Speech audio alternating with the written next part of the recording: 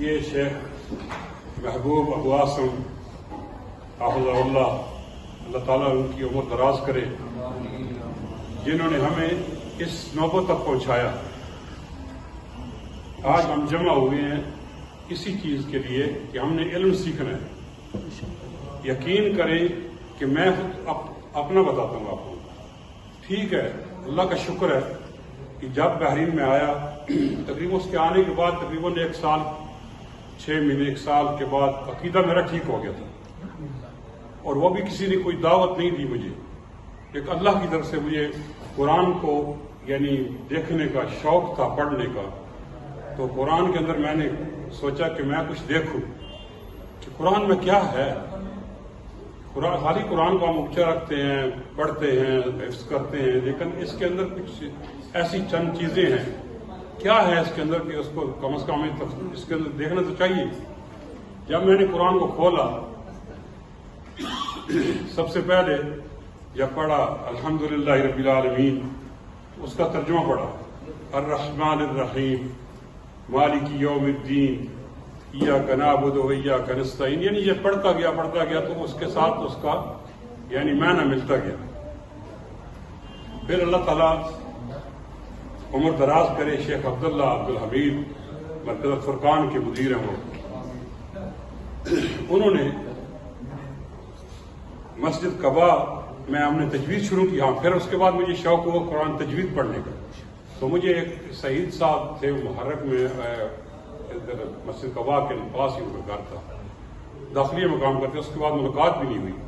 تو وہاں وہ قرآن پاک کے کچھ لوگ بیٹھے تھے حلقہ بنا کے، تو میں نے دیکھا، میں بولا یہ جیسے ہی بیٹھتے جیسے حلقہ بنا کے کوئی لوگ بیٹھتے ہیں، وہ جو ایسے جیسے آپ کو پتا تبلیغ والے یا کوئی بھی ہو، میں بولا چلو میں ان کے پاس تھوڑا سا 2 منٹ کے لیے بیٹھتا ہوں۔ بیٹھ گیا تو میں نے بولا آپ لوگ کیا کر رہے ہیں؟ کہتے ہیں بیٹھے آپ، ہم لوگ قرآن تجوید سے قرآن پڑھ رہے ہیں۔ تو مسجد قباء، یہ شیخ صاحب مرزا صاحب کے گھر کے پاس ہی مسجد قباء جو ہندی میں بیٹھ گیا، تو انہوں نے قرآن کریم سے میں نے پڑھا، غلط ملت پڑھا، نے کہا سورہ فاتحہ پڑھو، غلط پڑھی، انہوں نے کہا سورہ ناس پڑھو، یقین کرو غلط پڑھی، ساری یعنی غلط ایسی پڑھی کہ مجھے پتہ بھی نہیں تھا۔ انہوں نے کہا کہ آپ نے گھبرانا نہیں اور آپ نے بھاگنا نہیں، علم سیکھنے کے لیے تھوڑا صبر کرنا پڑتا ہے۔ تو میں بیٹھ گیا، انہوں نے میرے مخارج ٹھیک کرائے، انہوں نے شروع کرایا مخارج حروف یہ تجوید، اور مہم یعنی بات کو شارٹ کرتے ہیں کہ قرآن کریم کو وہاں سے میں نے تجوید پڑھنا شروع کیا۔ تو قدرتی دوسرے ہفتے میں عبداللہ عبدالحمید کا وہاں درس تھا، شیخ عبداللہ عبدالحمید حافظہ اللہ جو مرکز فرقان کے مدیر ہیں، ان کا وہاں درس تھا۔ تو عشاء کے بعد ہم نے عشاء کی نماز پڑھی، کہ مبارک بعد درس ہوتا تھا ہمارا تجوید کا، عشاء کی نماز پڑھی۔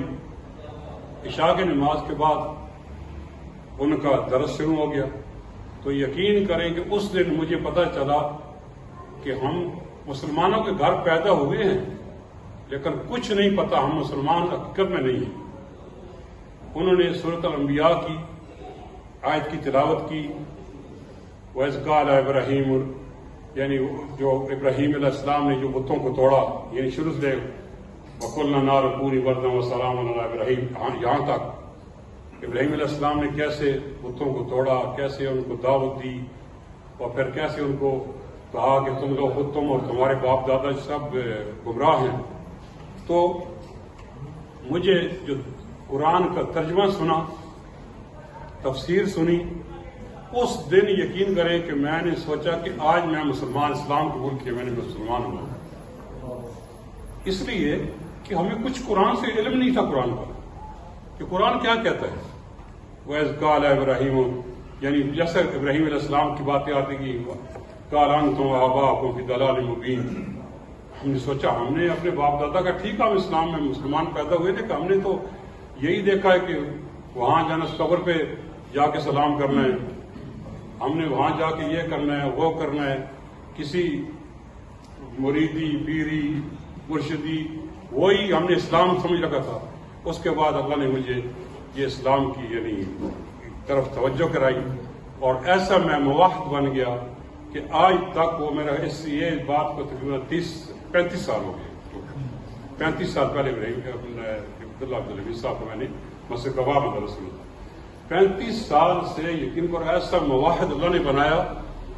یہ میرا اس میں کوئی نہیں تھی, یہ اللہ کی طرف سے ہے. اللہ تعالیٰ کی طرف جو انسان رجوع کرے اللہ کی طرف تو اللہ تعالیٰ اس کو پھر اپنے بلا لیتا ہے اپنی طرف. تو مجھے اللہ تعالیٰ نے ایسا مواحد بنایا کہ یقین کریں کہ ایک رتی برابر شرک یا بدعت مجھے ایسے لگتی ہے جیسے آگ میں جلنا بہتر سے, یعنی جیسے آگ ہے. دوبارہ اللہ فیکم. یہ تھوڑا سا یہ